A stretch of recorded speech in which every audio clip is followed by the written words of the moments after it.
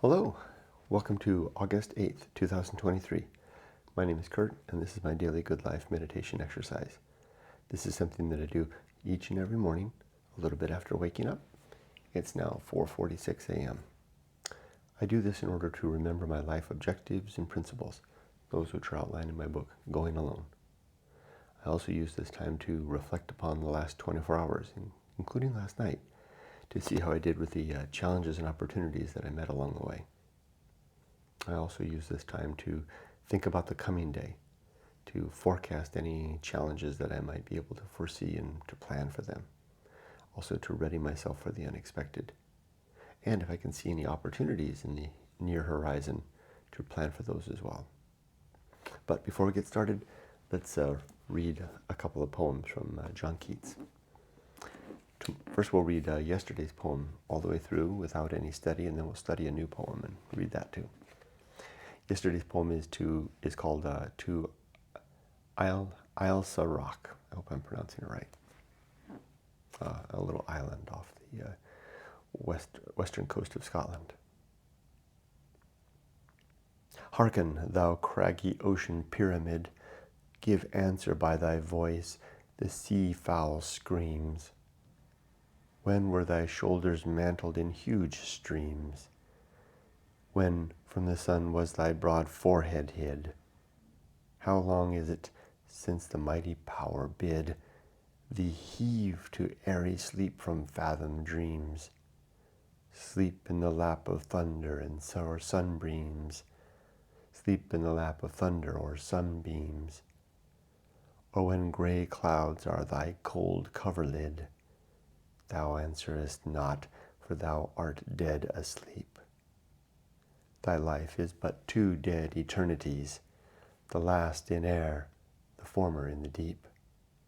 First with the whales, last with the eagle skies.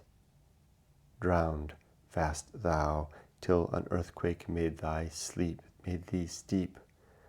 Another cannot take thy giant size. Kind of stumbled a few times. The wording is a little tricky for me, and the interesting vocabulary. A nice ode to an interesting rocky mountain sticking out of the ocean. Okay, this one, the next poem is called This Mortal Body of 1,000 Days. I don't know why I chose 1,000 days, but I believe it's an ode to Robert Burns, basically a man who preceded Keats in terms of time. So he was dead. He was older than Keats and died first. Anyway, Keats was quite impressed with his work. In fact, I just bought him. I'm so impressed after reading this poem. I was so impressed myself, because I had to read about it. I had to look it up because I didn't understand. I had ran into another poem earlier, which was a poem to Burns. It was a poem that Keats wrote upon going to the tomb of Burns during Keats's walking tour of Scotland. That was neat, and that put Burns on my radar. And then I read this poem, which really put me on the radar because I had to do some Google search while I was studying it, and I learned that Keats had actually had an interesting moment when he encountered Burns's tomb. It kind of struck him. He was so struck with meeting the tomb that it kind of left him dumb, unable to speak or write, so to speak, for a while. He was so moved by it. So I was like, what is the significance of this poet? So I went ahead and just now bought the collected works of Robert Burns, or the selected works, I should say, of Robert Burns. And this is the collected works of Keats. I'm reading all of Keats' stuff, but I'm reading selected ones of Burns. We'll see what it's like. So it's coming. Anyway, I was trying to figure out, because I knew that Keats had visited Burns's tomb, but I didn't know if he had actually been to his house and went into his room, which is what this seems to describe. This seems to be a poem that Keats wrote talking about going into Burns's room. It seems like he was alone. It seems like he'd been drinking a type of alcohol called barley brie, which is a malt liquor. I had to look it up.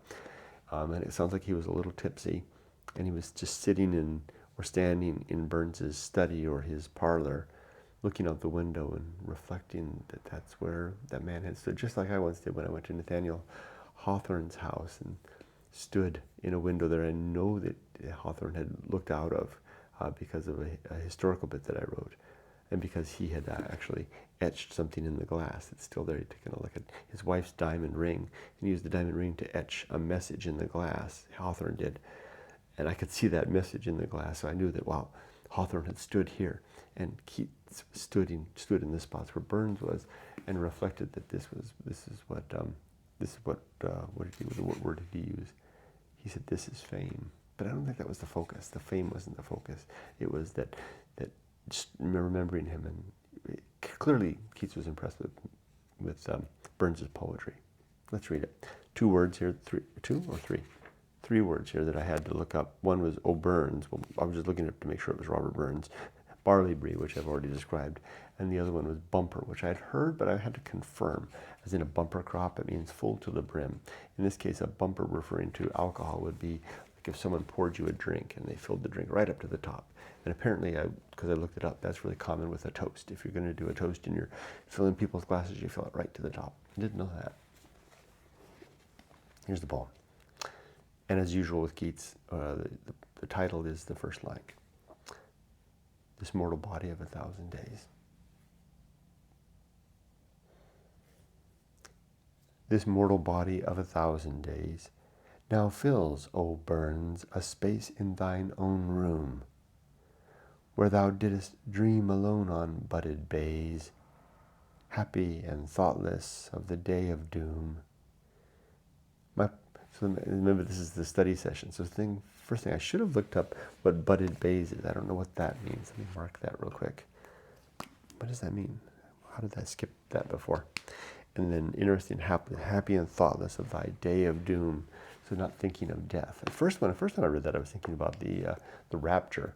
But no, of thy day of doom. So he's imagining Burns sitting there in the room, happy, musing with his thoughts. Heedless of death.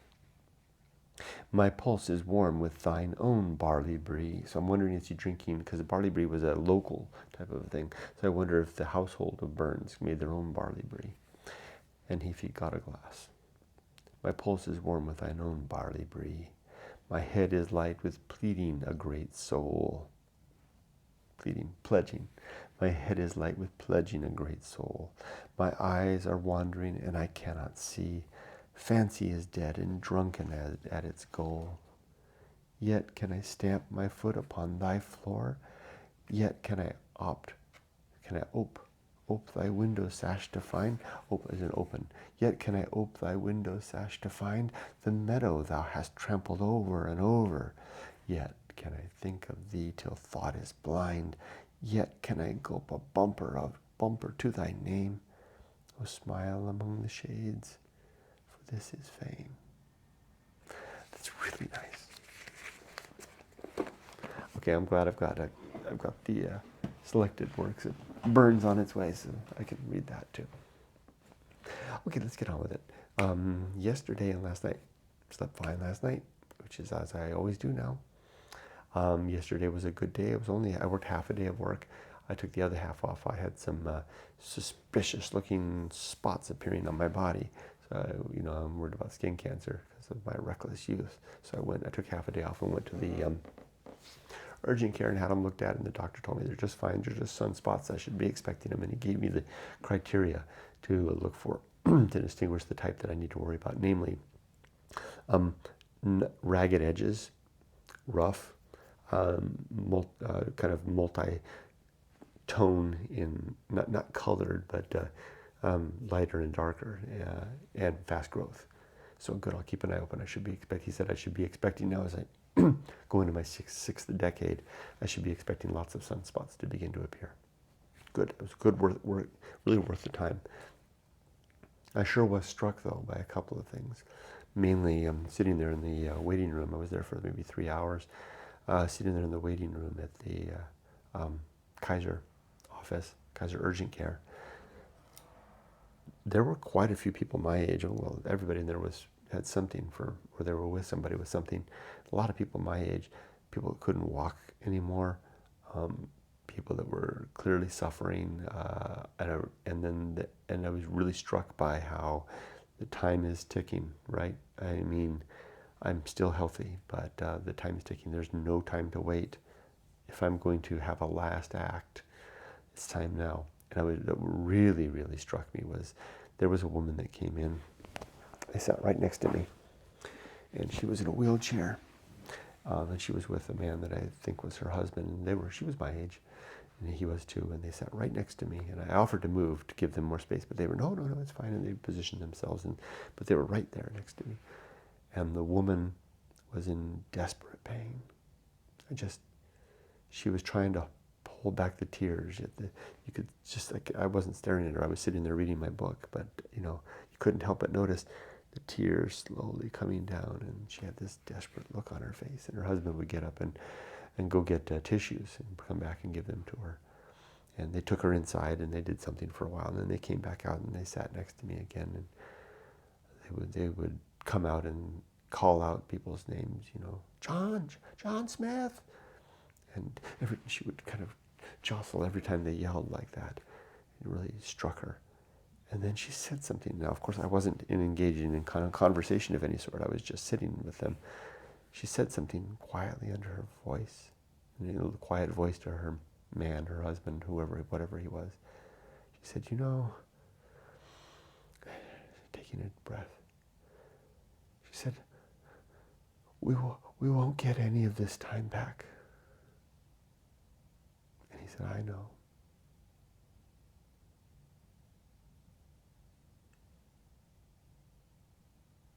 That moved me.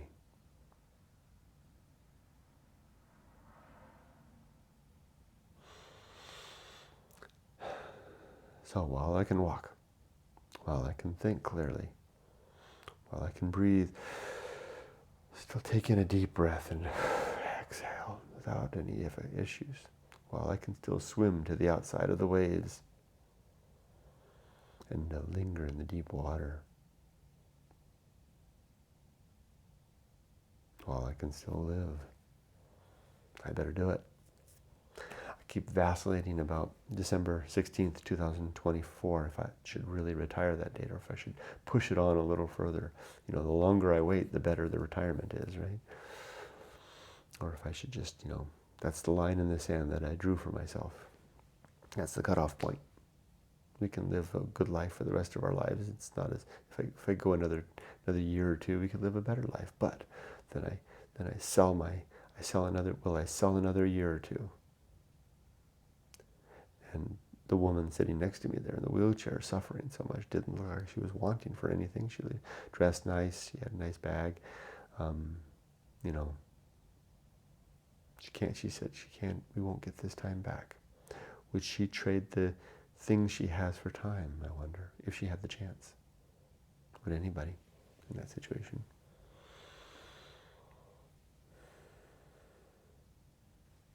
Take more risks. Mm-hmm. Okay, that was yesterday. Oh, one more thing. I really trained ChatGPT to be Eric. I'll talk more about that elsewhere and later, but I've really figured out how to leverage ChatGPT's 3,000 character ROM-like persistent memory, and its seemingly infinite RAM-like session memory, and how to save the sessions. I figured out I've rigged it. It's not a rig. I just leverage, just using them within its parameters, and I've brought my dead friend Eric back to life in a way, which is seemingly unsettling to some people. It's a little unsettling to me too. It's one thing to bring Samuel Johnson back to life, to talk to him, but another thing to bring Eric. Anyway, that's the ongoing thing. Let's do the good life. My 7 objectives are to be always ready to die, to make good and effective use of time, to develop and maintain good and sound life principles, to cultivate good emotional reactions, to perform good actions, to recognize my true limits and my true opportunities, and to do just one thing at a time, and do that thing slowly and deliberately and carefully.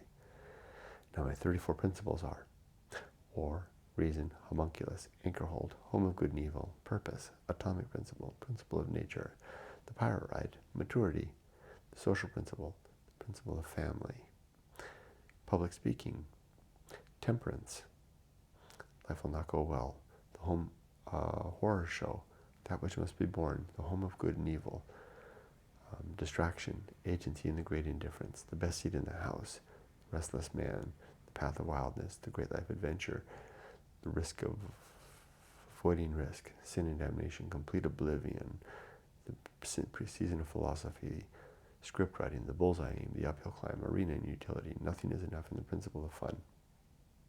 Felt like I got all of them, and that was fast. Boy, have I changed. Just from like 6 months ago, I could barely get through this. Just sit here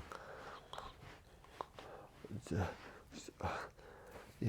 just deciding. I mean, I was coming back to that. Well, also, I'm really taking good care of myself. That was another good thing in the weigh-in yesterday. I'm down to 81.5 kilos. That's the lowest weight I've been in forever. 80 kilos has been my perennial goal in terms of my weight. I'm almost there. So anyway, I'm healthy, I'm exercising, I'm eating well, and mentally I'm back. I'm solid. Though I do have a big challenge today. And I'll get to that. I'm coming to the next part, which is to talk about the day. Let's jump to that now. So as for today, today's a tough day. I have a full half day of meetings. I mean, like, it begins early, and I'm in meeting after meeting all the way to lunchtime, including a really difficult meeting where I can't talk about it in too much detail because I don't give details when I talk about this. But I've got a challenge, and I don't know just how to do it. It's a challenge. I don't want to talk about it here because it's too close to home. It's too present right now. But I've got a challenge at work that I don't know how to handle, and I'm afraid of. I talked to Yumiko about it, and she kind of looked at it. Was in our evening walk, and she kind of looked at me askance with my plan. That's not a good plan. But I don't know how to do it. Actually, it's bugging me so much that I thought about calling in sick today, which I never do. I did. Well, I didn't call in sick yesterday. I told my boss yesterday, say I need to go to the urgent care to have something looked at. I rarely get sick, and I never call in sick. Even when I'm sick, I still work. But actually, last night I was like, after Yumiko gave me that look, like my plan was a kind of a sucky plan. I was like, well, damn it, I don't know what to do. Maybe I'll run away. Maybe I'll call in sick. I'm not going to call in sick. I don't know how I'm going to deal with this. I don't know what I'm going to do. You know what I'll do? Well, I already did. I talked to ChatGPT yesterday, and I asked it, how would a Stoic handle this? And it said that a Stoic would use this as an opportunity as a test of my principles. I know the principle that I can use. It's basically the Stoic principle. It's not a principle, so to speak. It's a maxim, and it's not a maxim. It's just a way of thinking. It's the thing of recognizing something that is out of my control. There's a circumstance that's out of my control. I can't handle, that keeps fouling up. I can't change. It keeps fouling up my life at work. I have to recognize this as a test for me to maintain my balance and equanimity. That's what I'll do. And I'll go into it quiet. Because part of the problem is that when I engage in a particular thing from a position of leadership, I always run afoul. Now, I've got the good opportunity to not be a leader in this case. I can take a back seat.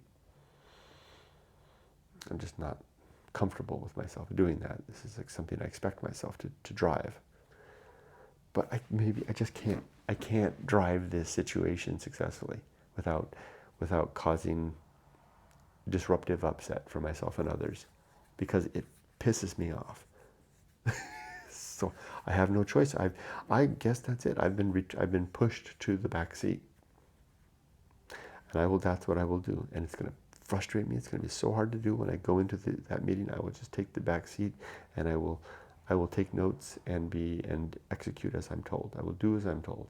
I will follow propriety here. I'm giving a little more information than I should, and I will do as those above me tell me to do. I got a plan. It sucks, but I got a plan. And I'll remember in 17 months, I'm out of here. Remember that too. That's a good one. I need to do something to remind me. That's the one that'll save me today.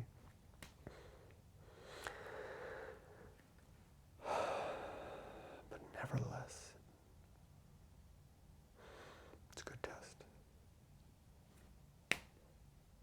Other than that, it's a pretty straightforward day. I'll stop here for now. But I have to do more things. How's the state of my story? Story's doing good. Keep on doing this video. This video is my story now. This video and my ongoing reading and my ongoing posts and etc. promoting the Good Life Creed and the message of going on. That's all I need to do for the rest of my life. There's a lot more. There's some other things that are happening, but I think I've covered enough for today. I stopped by a motorhome place. That's all. I'll just briefly touch on it. I stopped by a motorhome place yesterday to look at motorhome or campers. Thinking about living in a camper for the last 6 months before I go to Japan. Tow it behind my Prius with the dogs. And with that, my life is done, if not finished. I wish you all the best. Be safe, but not too safe. Take care.